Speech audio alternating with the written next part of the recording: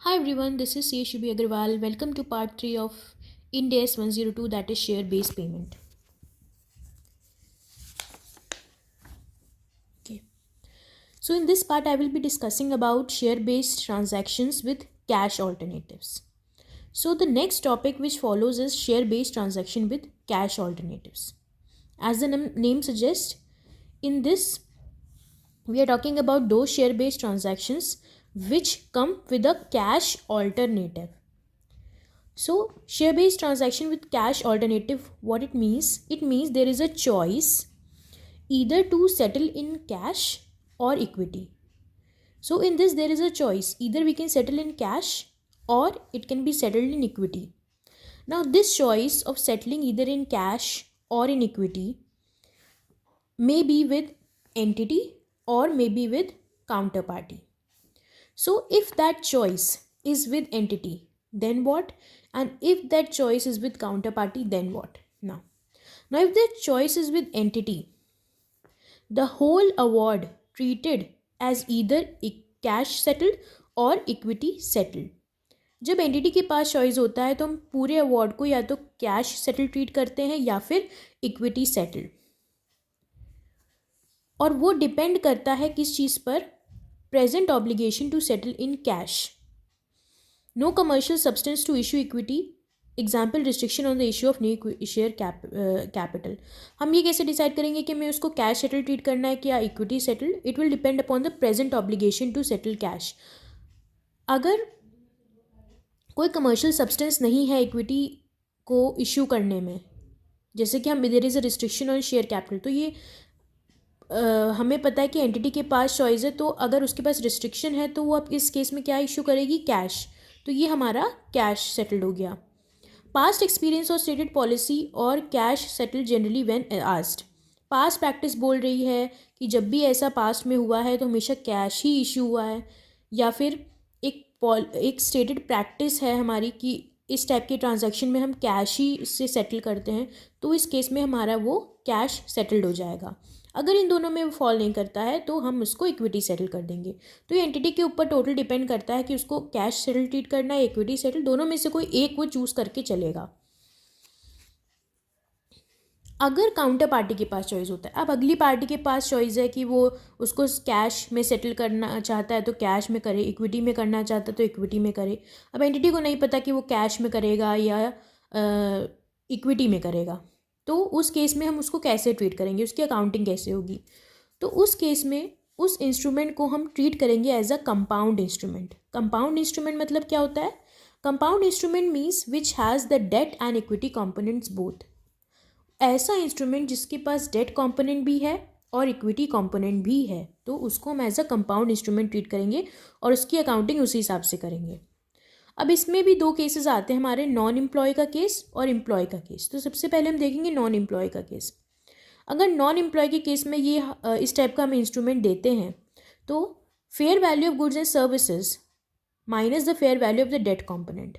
हमने fair value of the debt component निकाल लिया, हमने fair value of the goods and services निकाल लिया, फिर हमने fair value of the goods and services जो था उसमें से fair value of the debt component हटा दिया, तो हमारे पास वैल्यू ऑफ इक्विटी कंपोनेंट आ गया. तो इस हिसाब से हम कंपाउंड इंस्ट्रूमेंट की अकाउंटिंग कर लेंगे. लेकिन अगर ये इंस्ट्रूमेंट एम्प्लॉय को इश्यू होता है, उस केस में क्या ट्रीटमेंट होगा? हम उस केस में सबसे पहले मेजर करेंगे fair value of the debt component. हमने fair value of the debt component calculate कर लिया, फिर हम क्या करेंगे? मेजर करेंगे fair value of the equity component. पहले इसमें हम क्या कर रहे थे? पहले गुड्स एंड सर्विसेज का कैलकुलेट कर रहे थे, फिर डेट माइनस करके इक्विटी निकाल रहे थे. इसमें हम पहले डेट का निकालेंगे, फिर इक्विटी का अलग से निकालेंगे. इक्विटी का कैसे निकालेंगे fair value? Taking into account that the counter party must forfeit cash to receive equity instrument. ये कंडीशन को हम ध्यान में रखेंगे कि अगर काउंटर पार्टी को इक्विटी चाहिए तो हमको कैश, जो भी उसने कैश दिया है उसको हम फॉरफीट कर लेंगे टू रिसीव. जो भी कैश वो दे रहे, जो भी कैश उसने हमें दिया है वो हम फॉरफीट कर लेंगे in order to receive equity instrument. ये हम अज्यूम करेंगे ये कंडीशन. फिर ये दोनों की फेयर वैल्यू निकल आई. अब इसके बाद हम दोनों का सम कर देंगे तो हमें सम मिल जाएगा ऑफ दी कंपाउंड इंस्ट्रूमेंट। तो ये हो गया हमारा एम्प्लॉय के केस में इन केस ऑफ काउंटर पार्टी। अब आगे देखते हैं इसमें। अब एंटिटी के केस में ही हमने देखा था कि अवार्ड को या तो इक्विटी या कैश सेटल्ड माना जाएगा और इसमें हम कंपाउंड लेंगे। अब इस वाले केस में जहाँ पे इक्विटी या कैश सेटल्ड माना जा रहा है, अब एंटिटी ने सेटल कर दिया अमाउंट कैश में या इक्विटी में। सपोज उसने इक्विटी में सेटल कर दिया और उसी के हिसाब से इक्विटी में सेटल करने के हिसाब से उसने अकाउंटिंग करी, लेकिन जब एंड वक्त आया उसने कैश में सेटल कर दिया, तो क्या होगा? तो हम ऐसे अकाउंटिंग करेंगे जैसे हमने रीपरचेज कर लिया हो इक्विटी इंटरेस्ट। तो accounting will be done as a repurchase of equity interest in this case. अब अगला सिचुएशन क्या आ सकता है? Upon settlement entity elects settlement with higher fair value. अब suppose upon settlement entity elect करती है कि हम जो सेटलमेंट करेंगे वो हायर फेयर वैल्यू पे करेंगे। हमने शुरू में लोअर फेयर वैल्यू पे किया था, लेकिन हम सेटलमेंट जो है शुरू में हमने लोअर फेयर वैल्यू पे अकाउंटिंग करी थी, बट सेटलमेंट हम हायर फेयर वैल्यू पे करना चाह रहे हैं। तो उसमें केस में क्या करेंगे? एडिशनल एक्सपेंस रिकॉग्नाइज करेंगे, जो भी एडिशनल एक्सेस वैल्यू आई है उस पर। For example, difference between the cash paid and fair value of the equity instrument that would have been issued. Example, difference between cash paid and fair value of the equity instrument that would have been issued। हमने जो भी difference cash में पे किया और जो fair value of equity instrument जो कि इशू होता उसके बीच का डिफरेंस, या फिर cash that would have been paid but is settled in equity. Cash जो कि हम पे करते लेकिन वो हमने इक्विटी में सेटल किया, तो जो भी इनका डिफरेंस होगा वो हम रिकॉग्नाइज कर लेंगे। Any additional expense is recognised as an excess value.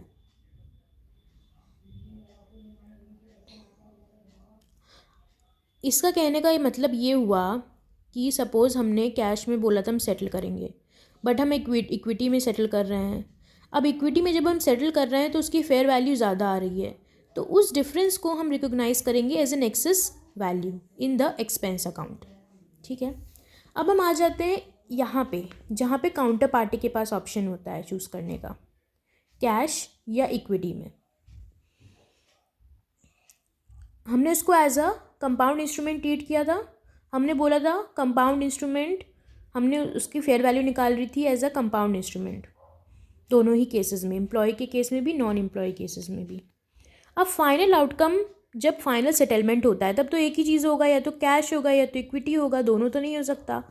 Suppose settlement हो गया कैश में और हमने उसको ट्रीट किया था as a compound instrument. Payment apply to settle the liability in full.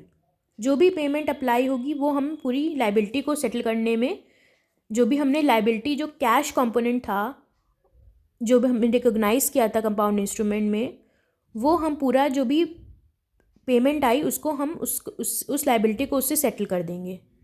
लेकिन जो हमने इक्विटी पोर्शन रिकॉग्नाइज किया था वो इक्विटी में ही रहेगा, रिमेन वो इक्विटी में ही रहेगा। Counter party forfeit right to receive equity. Counter party हम ऐसा मानेंगे कि काउंटर पार्टी ने अपना फॉरफीट कर दिया राइट टू रिसीव इक्विटी। हमने उसका राइट फॉरफीट कर लिया कि हम उसको इक्विटी नहीं दे रहे हैं, तो वो इक्विटी में ही रहेगा, उसको हम चेंज नहीं करेंगे उसका क्लासिफिकेशन, लेकिन एक कंपोनेंट से दूसरे कंपोनेंट में वो ट्रांसफ़र हो सकता है। तो इस केस में ये होगा उसका ट्रीटमेंट। लेकिन अगर हम इक्विटी में ही उसको पूरा सेटल करते हैं तो क्या होगा? लाइबिलिटी जो है वो हम ट्रांसफ़र कर देंगे इक्विटी में as a consideration for equity instrument issue. तो इस केस में क्या होता है? इस केस में हम लाइबिलिटी को उतना सेटल करते हैं जितना कैश से सेटल होना है, लेकिन इक्विटी को ट्रांसफ़र नहीं करते हैं। लेकिन इस केस में हम लाइबिलिटी को ज़रूर ट्रांसफ़र कर देते हैं इक्विटी में।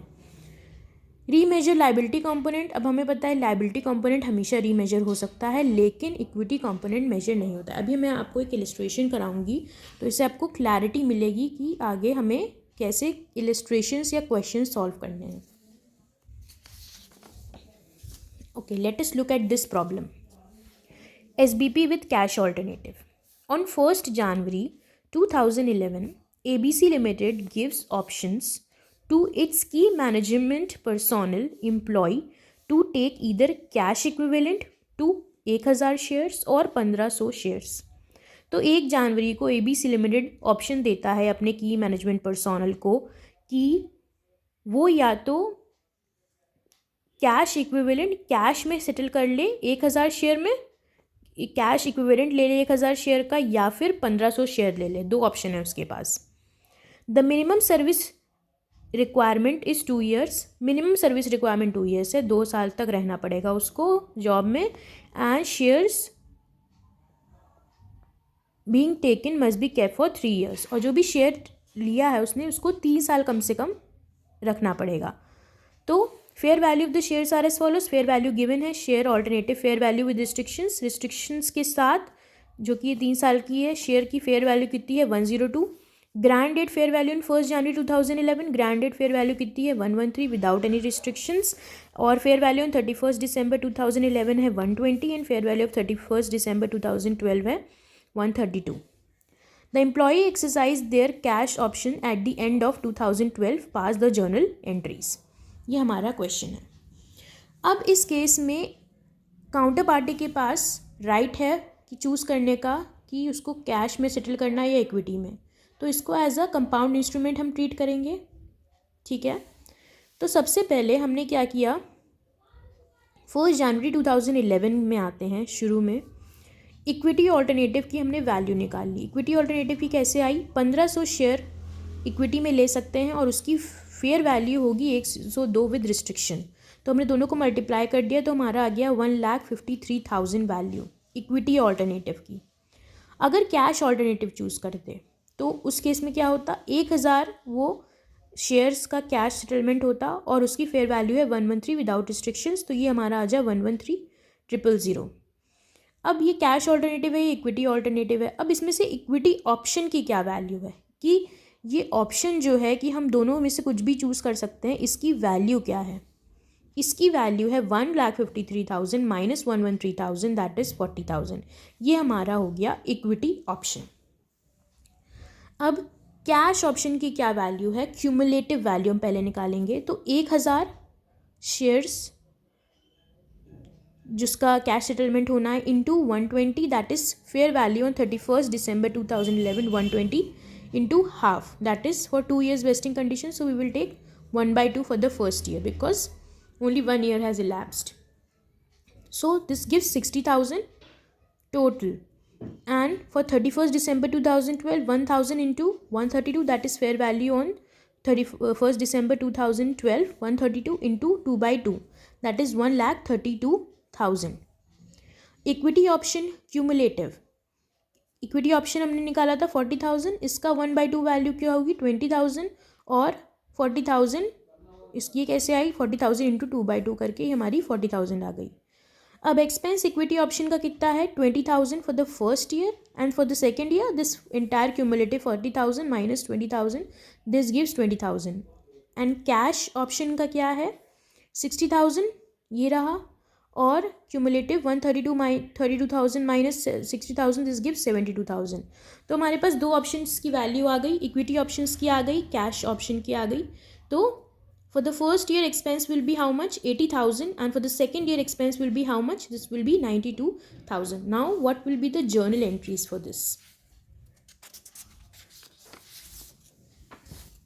सबसे पहले 31 December 2011 में हम डेबिट करेंगे employee benefit expense debit to share base payment reserve equity. Equity option की वैल्यू क्या थी फर्स्ट ईयर में, ये हमने ली थी 20,000, तो यहाँ हम क्रेडिट कर देंगे 20,000।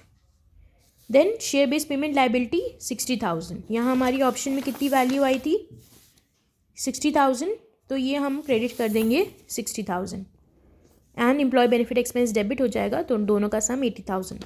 नाउ 31 December 2012 में employee benefit expense debit 92,000 to share base reserve equity 20,000 and share base liability 72,000। ये हमारी वैल्यू आई थी सेकेंड ईयर में 7220 दैट इज़ 92,000। अब क्या, अब ये जो पूरा सेटलमेंट हुआ ये कैसे हुआ eight the end of 2012 cash में। तो हमने क्या किया share based payment liability debit जो भी लाइबिलिटी अकाउंट में आया था 1,32,000 इसको डेबिट किया टू बैंक कैश अकाउंट 1,32,000 और ये हमने जो है सेटल कर दिया। और जो 40,000 अमाउंट था ये जहाँ पे इक्विटी में था ये वहीं इक्विटी में रहेगा, बस हम इसका क्लासिफिकेशन चेंज कर सकते हैं विद इन इक्विटी, बट ये रहेगा इक्विटी में ही। So this is how we do the accounting in case of cash alternatives, share based payment with cash alternatives. I hope you have understood. If you have not, please watch the video again. Thank you so much for watching.